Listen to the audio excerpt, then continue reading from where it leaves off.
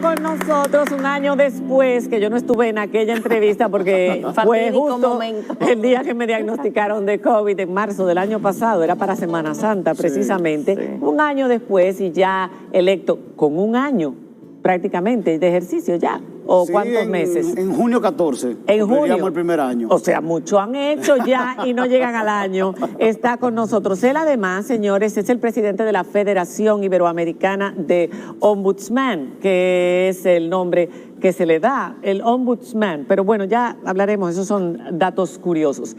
Sí nos interesa, Pablo, saber, ustedes tenían una serie de planes, tú y tu equipo, sí. Antes, pero para eso decía Farideh Raful en aquel entonces que se necesitaba apoyo económico para que el defensor del pueblo pudiera hacer su trabajo. Ustedes son placa, tú eres placa número 10, o sea, tu rol dentro del Estado es totalmente apolítico, es defendernos a nosotros, ya lo sabemos, nuestros derechos frente a las instituciones públicas o a las privadas que prestan servicios públicos.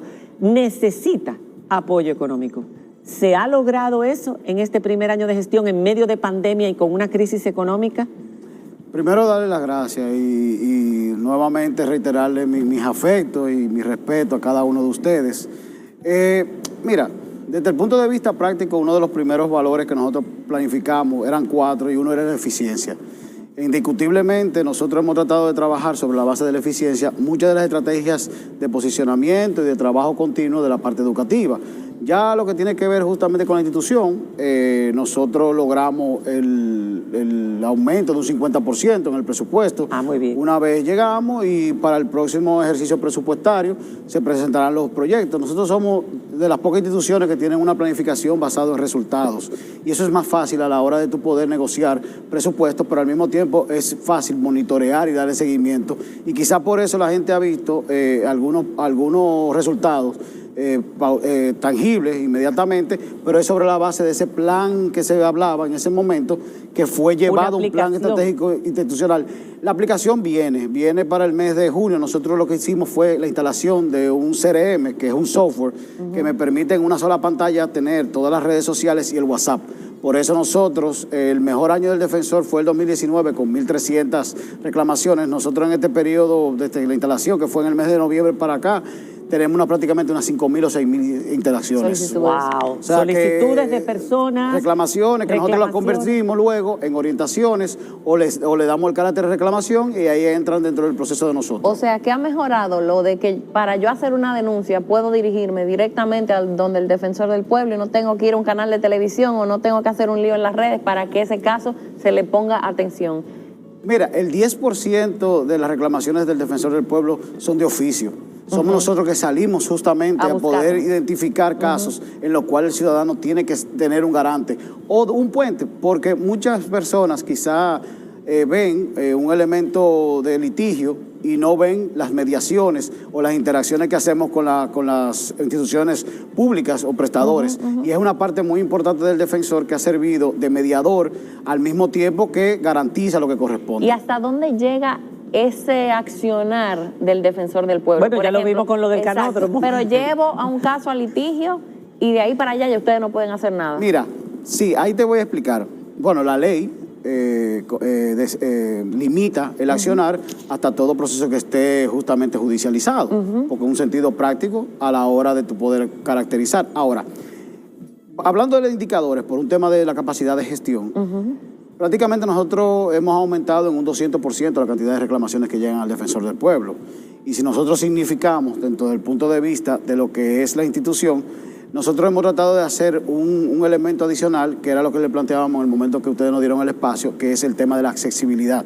El hecho de ustedes tener dentro de la página o el WhatsApp o las redes sociales un mecanismo de poder contactar a la institución termina siendo un elemento de ahorro de gasto de bolsillo. Claro. Porque lo que queremos es que el ciudadano pueda tener un mecanismo rápido, viable, y ahí la eficiencia es muy importante, que es uno de los aspectos. Y yo le planteaba en ese momento, y quiero ser muy reiterativo de lo que yo planteé con lo que se está haciendo ahora, porque nosotros hicimos un plan estratégico institucional con apoyo de organismos internacionales y nosotros a lo interno, que va sobre la base de los 3 ejes que en el momento yo te planteé, que era el garantismo, la parte de gestión y lo que tiene que ver con la parte de educación. Ahora, El garantismo, ¿qué se hizo? Fue una reforma organizacional que se basó en una Secretaría General robusta, por eso hay casos que ustedes se sorprenden lo rápido, basado en 4 procesos, y eso es también parte de la eficiencia.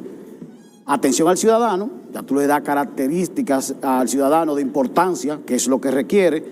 Investigación, porque el defensor no puede hablar de manera ligera por el principio de la neutralidad en el artículo 1 de nuestra ley.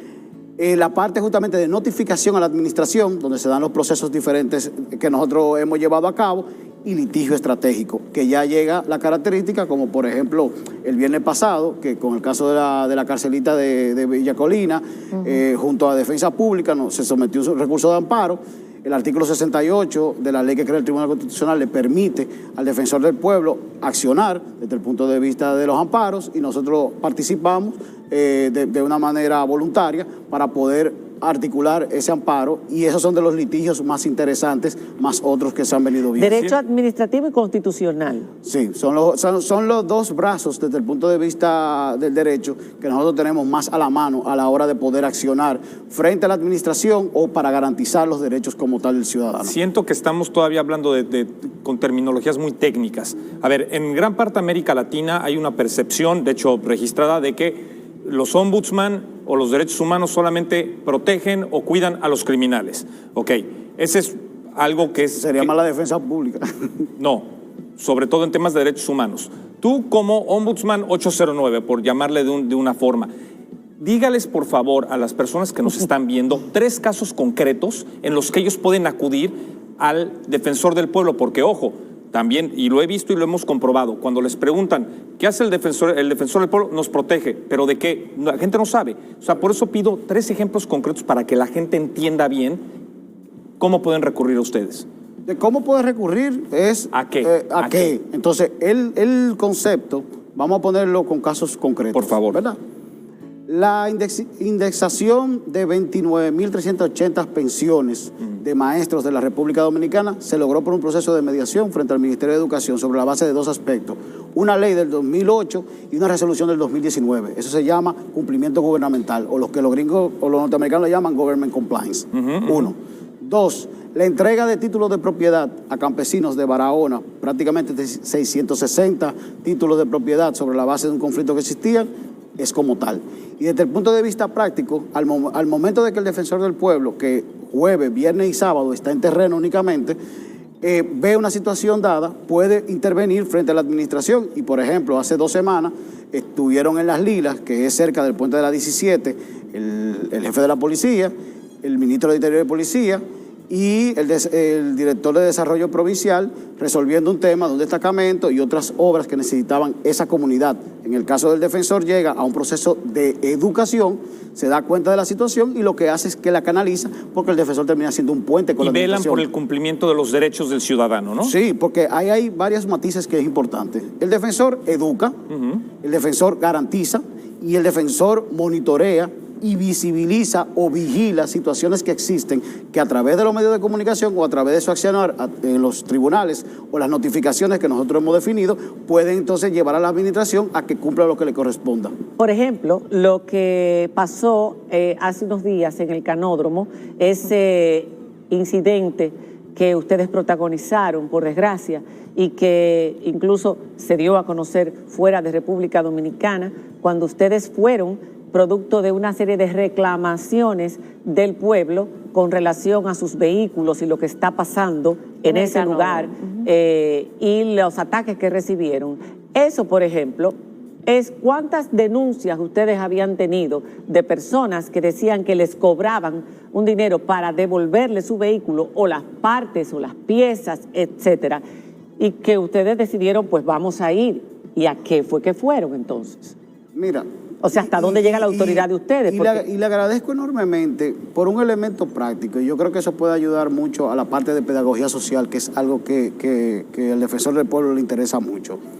El artículo 3 de la ley 1901, que crea el defensor del pueblo, le da la atribución de hacer inspecciones.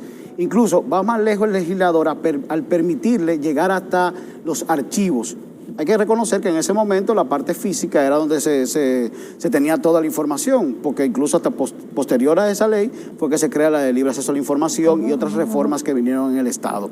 Entonces, sobre la base de ese principio básico, que es el artículo 3, el defensor, que tiene el artículo 1 de su ley, que es la neutralidad, tiene que ir al lugar.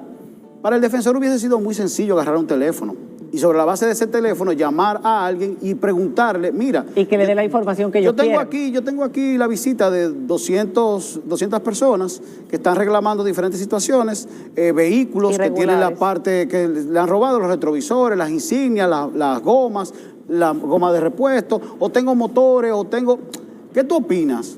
O mandar una comunicación. Okay. No puede ser. Tiene que ser sobre la base de la inspección porque tú tienes que ahí mismo poder identificar los males que están sucediendo. Porque el ciudadano al fin y al cabo está pasando una serie de vicisitudes, independientemente de las situaciones de corrupción que puedan haber.